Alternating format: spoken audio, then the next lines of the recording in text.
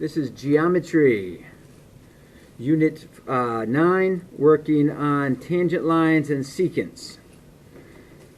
So, we just watched a video that explained a tangent line. So, a tangent line is a line in a plane of a circle that intersects the circle at exactly one point. So, if we have a circle and we have a point on that circle, we can take a straight edge and we can draw a line or even a segment through that point, and that would be considered a tangent. It's touching the circle at exactly one point. A secant is a line that intersects the circle at 2 points. So again, if we have a circle,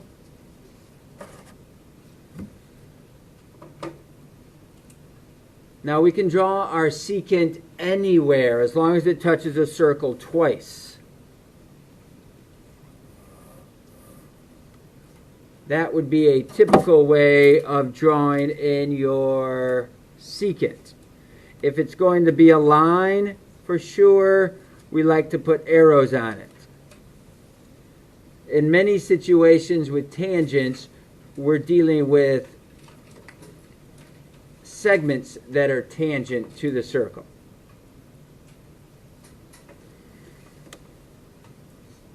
So in the past, we've talked about some vocab words. We've talked about a radius, a chord, a diameter, and now we're talking about a secant and a tangent. So we'll look here. You have to be observant to the symbol that is above the name. We zoom in a little bit, you'll be able to see that a bit easier. BC. Use your eyes. Notice that B to C goes from the center of the circle to the edge of the circle. So if we're just talking about the portion from the center of the circle to the edge of the circle, that would be considered a radius. We do have two different radii in this circle. We have one from C to B. We have another one from C to A. This one was talking about from C to B, or B to C. Now we're going to look at line because the symbol above the two letters has arrows on it. So it's called line EA. So we find the E, we find the A, and when you have the arrows, that means it implies that it's going forever in that direction and forever in that direction. Notice how this goes through the circle and touches it in two spots. So that's our new word called a secant.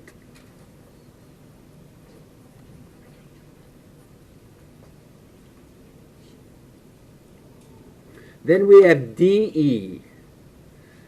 In this case, they also have arrows on DE. So this is called line DE. So that just implies that the arrows go on forever in both directions. We always use two letters to name a line. You can name it with 2 points. So DE, because this is touching the circle at exactly 1 point, we would call this a tangent. You could call it a tangent line. FA. Now FA is part of EA. FA is a segment. Notice that the symbol above, the notation does not have arrows on it. That means this is a segment. This is starting from the edge of the circle and it goes to the edge of the circle. That's our older vocab word called a chord.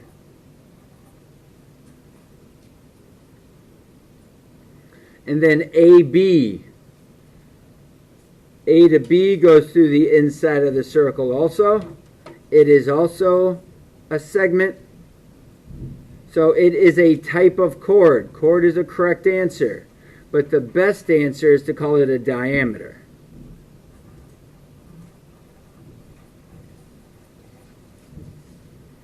Because it's a chord that contains the center point.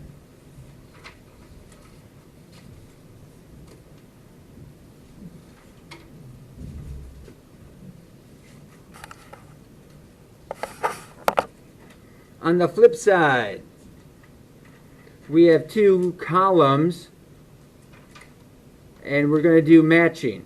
So you can either draw a line between the matchings, you can write the letters next to the numbers, you can write the numbers next to the letters. You can do all three. So if you're doing this by video, you can pause the video, look for D, try to identify what it is, or look for the center, and then try to figure out which one it is, whichever method you like to use. But try to match these up, and then watch the video and see how you did.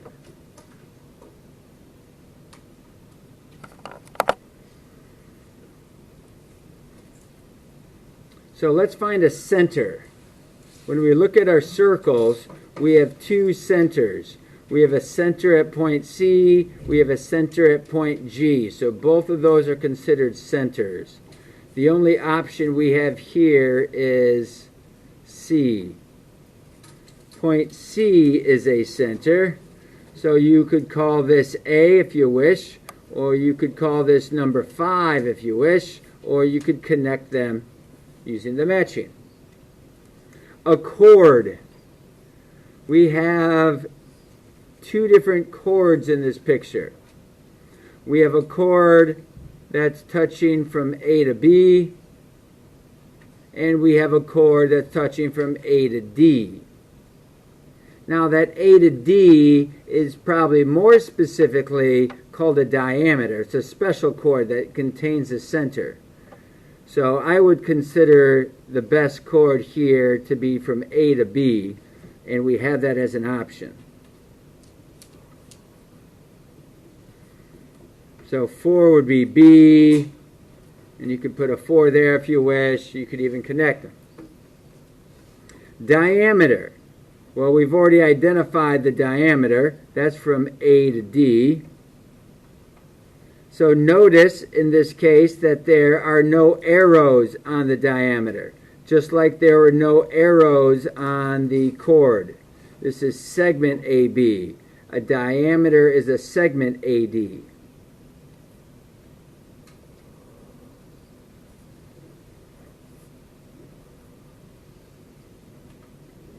The radius. Well, we have several radii in this picture. From C to D is a radii, from C to H, from C to A. So we have 3 different radii in this circle. And we have 2 radii in circle G. So the option that we have, CD, is the only radii that's labeled.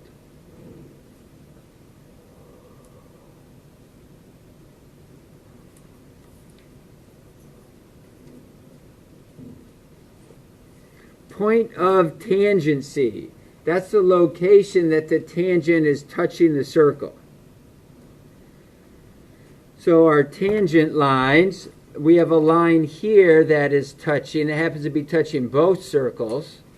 So we have a point of tangency at D. We have a point of tangency at E.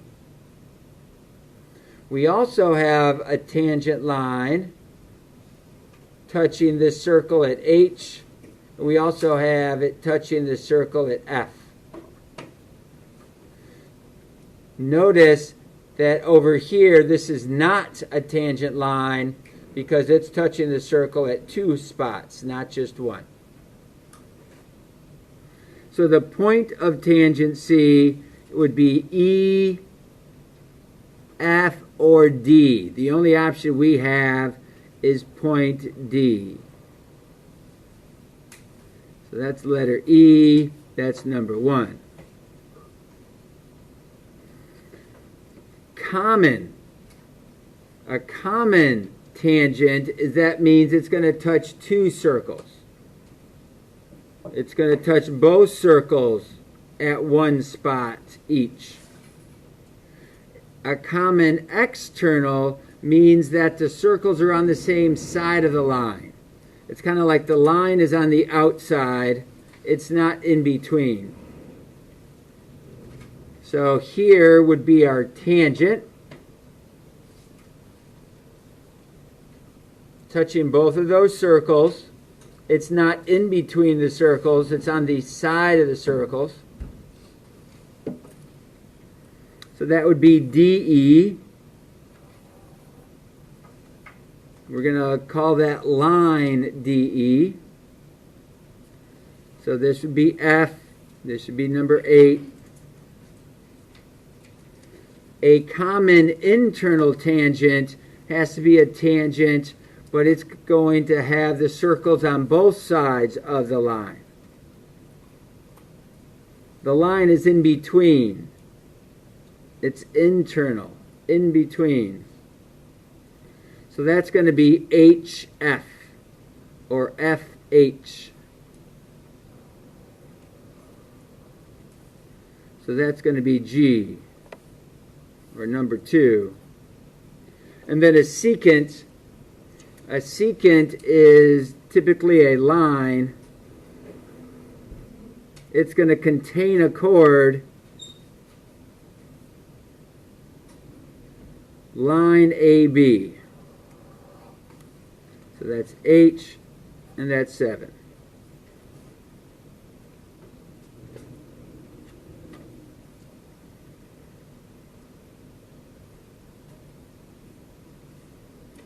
So what else happens with a tangent? We know that a tangent touches a circle at exactly one point. A line is tangent to a circle if and only if the line is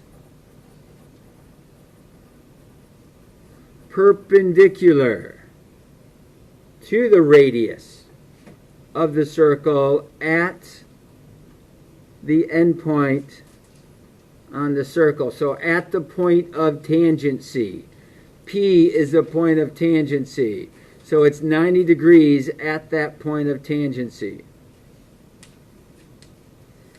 So for number 3, we want to determine, is segment ST a tangent?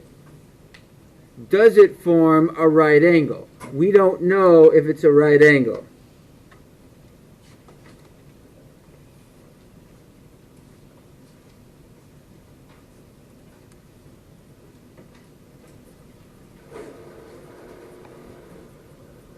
To determine if RS is perpendicular to ST, we will try the Pythagorean Theorem.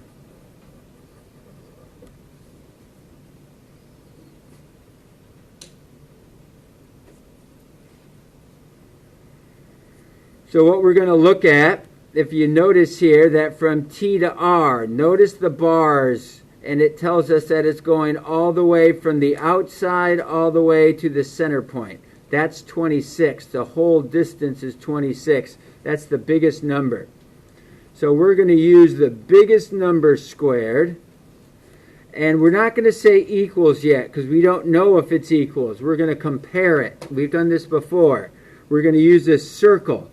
And we're either going to say it's greater than, it's less than, or it's equal to. The short leg plus the longer leg. So when we square 26, we get 676. We get 100. And we get 576.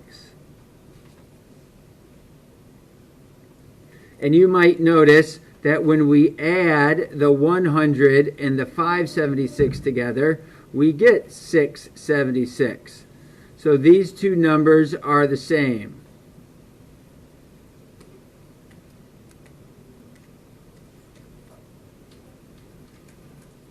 So yes, ST is a tangent because it is perpendicular at that point S, at the point of tangency.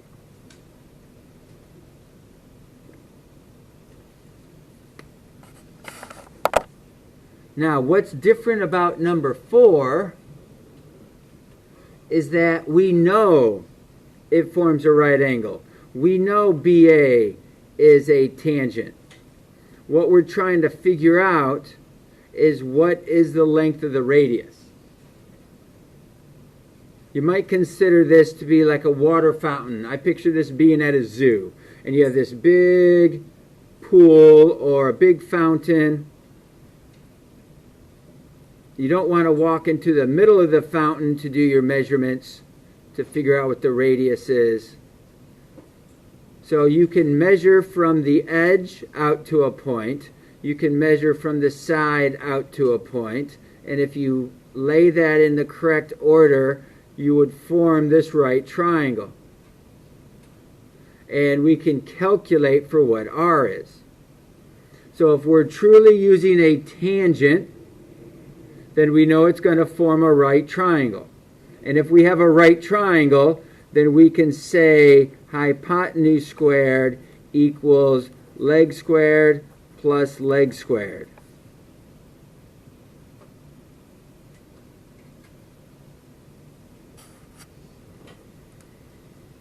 So our hypotenuse is the R plus the 9. This is a little bit tricky. The 9 only goes to the edge of the circle. The R goes for the rest.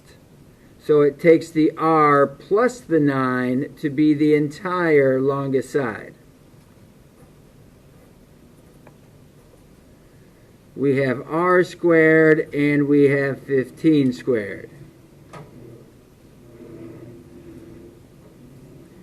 So to square the parentheses, this is called a binomial because it's made up of two parts. So this is R plus 9 and R plus 9.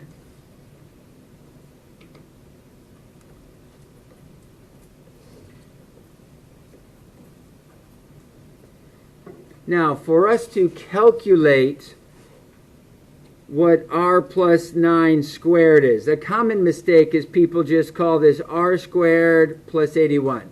They only square. They distribute the square through. And that's not quite accurate. You recall from Algebra 1 class, that you might do FOIL, which is multiplying the front together to get R squared. Then the O, which is multiplying the outside, which is 9R. Then the I multiplies the interior, the inside. And then the L, the last, multiplies the 9 times 9. So yes, you get R squared in 81, but you also get this 18R in the middle. So we collect our like terms to call it R squared plus 18R plus 81 equals R squared plus 15R.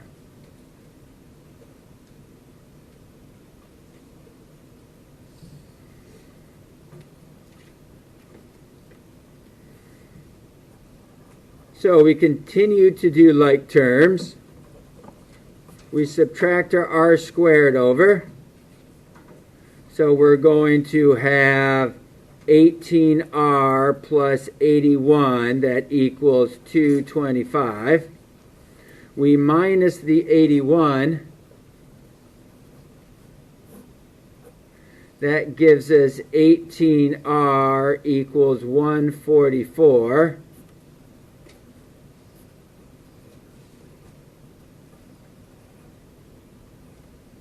And we identify that by dividing by 18, the R value is going to be 8.